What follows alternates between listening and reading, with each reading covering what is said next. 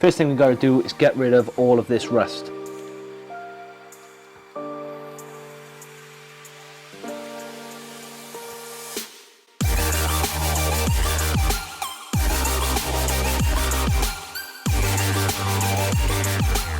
Welcome back to K & Builds. For those of you who are new to the channel, this is our Honda Fireblade engine, which we are putting in our 1986 Honda Acti. We have done a video on this already, so make sure you go and check it out. But on today's video, we're firstly going to be carrying on with this MX-5 rear subframe, which is going in the Acti. First thing we've got to do is get rid of all of this rust. So as we said before, to have all of these parts sandblasted or vapor blasted will cost us a fortune. So we've tried to find cheaper alternatives, and that is where we've come up with this. And this is Built Hamber's Deox C, I think that's how you say it. But this is basically a powder that you mix with water to create a bath or a vat. And we leave all of the parts to soak. But first what I'm going to do is give each of the parts a bit of a once over with a wire wheel, just to remove all the loose and big bits of rust and debris, just so we don't dirty the water or bath any more than we need to.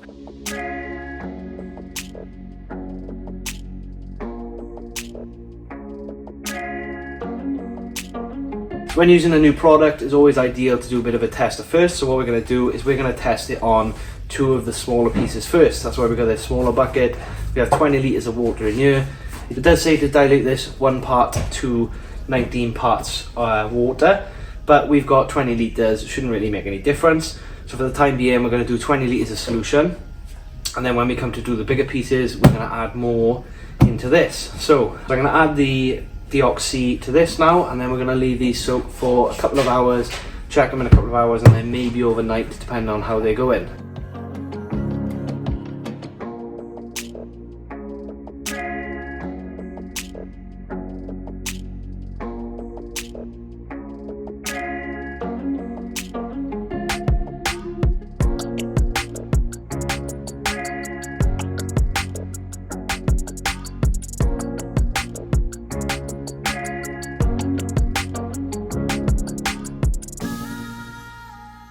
So the upper arms have been in the solution for a couple of days now. As you can see, they are looking a lot better.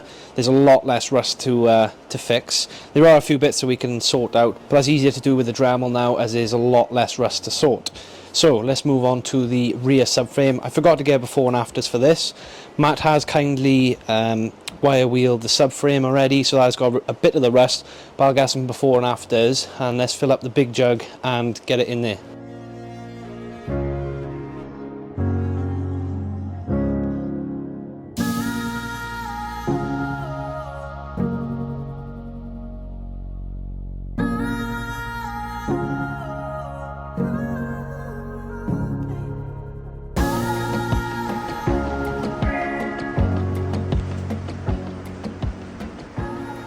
So other than the main subframe then, we've got to look at is the lower arms. We probably won't show you much of this because it's very tedious and it's exactly the same as what we've already done, and this should show the biggest change. So let's get the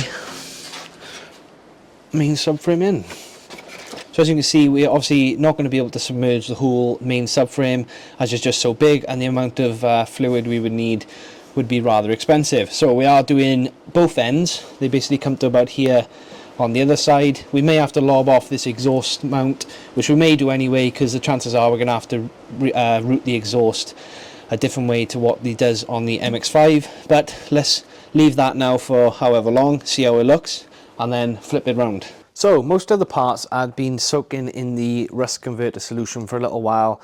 We did spend a lot of time focusing on trying to get our engine started. Make sure you go back and check our last video where we have actually managed to get the engine for this K-Truck started. So like I said, make sure you go and check that out. So I'm just going to show you over the pieces so far and how they look. They have come out a lot better, but what I am going to have to do is give them a quick wire wheel over, as if you don't dry them straight after coming out of the solution, essentially you've got water left on the parts, and they do give a slight bit of surface rust, but it's nothing that a simple wire wheel can't sort out, and it should make it 10 times easier than it was. So let's take a look at the parts. So I have wire wheeled some of the pieces already. I have wire wheeled the two on the right, the two on the left I'm still going to do. The best pieces that came out were the upper control arms. As you can see, they've come out really well. The Lower control arms, they also come out really well, but however, because we left them in the solution, there's like this gunk build up, so we're just going to wire wheel that off. But that should come up as tidy as these, ready to be primed and decide what we do with them. The same goes for the main subframe. So as you can see, there's a little bit of a build up on them from where we left it in the solution, probably too long. But I think this is just the chemicals that have solidified a bit. This end came out straight away and we dried it, as we can only obviously dip halfway. So I'm going to give all this a wire wheel and let's get everything looking like this.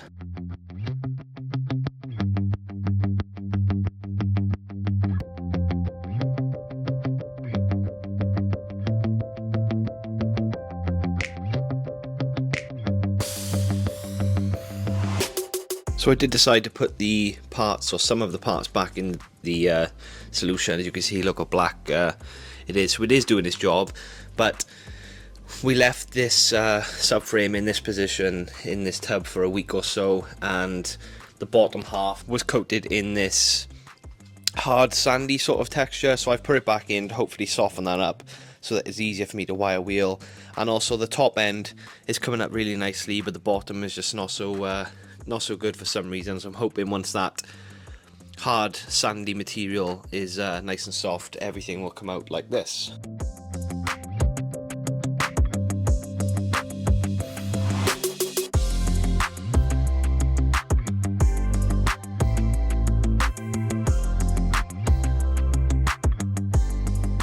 This subframe has taken us way too long to get to the point where we need it, but it was never going to be finished going into the truck first off, because we were going to just mock everything up, basically get the truck kind of running and moving, and then it was all going to be come back off to be powder coated or whatever we decide to do with it. But for now, we're just going to can the idea of prepping it for the time being, just because it's taking us so long and we're not really making any progress on the truck. So the plan is, as they are, it's just to mount this subframe all together and start to make a move on getting it all into the truck. A lot of it is in bare metal, but it shouldn't rust. It's really dry in the unit. We don't really have any moisture or damp in the unit. But if it does rust, then it should be light surface rust, so it should be easy for us to get it off, rather than the amount of rust that's on there at the minute. They're all 90% there, it's just getting all them last 10% just to make it look a bit better. So what I'm going to do now is we've ordered a load of new bolts for all the subframe.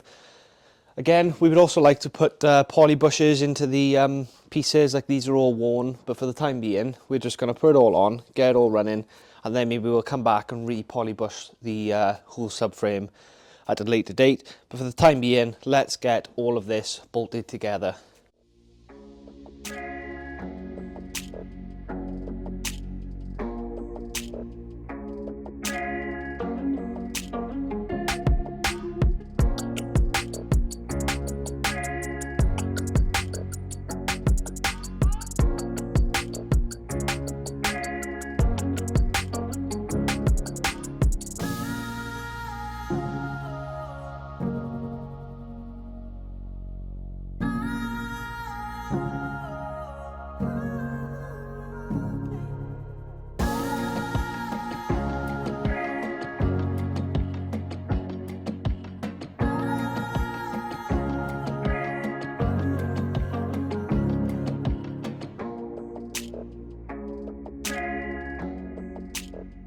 And just like that, the subframe is all back together, really simple.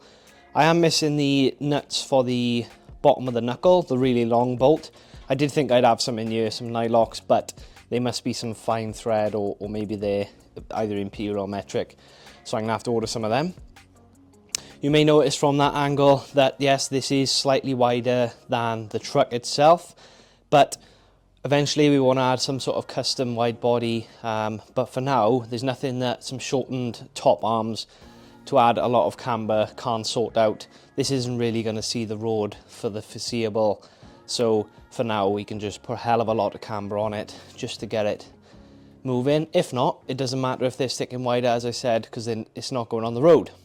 Now that that's bolted together, we have got to find a pair of rear shocks from an MX-5 as we don't have any. I have got an idea for the top mounts, which should make this a lot easier than the normal top mounts on an MX-5. Hopefully you enjoyed the video. If you want to see the next video, then make sure you drop a subscribe to follow along. Any feedback in the comment section would be much appreciated. Maybe you could drop a like, but if not, we will catch you in the next one.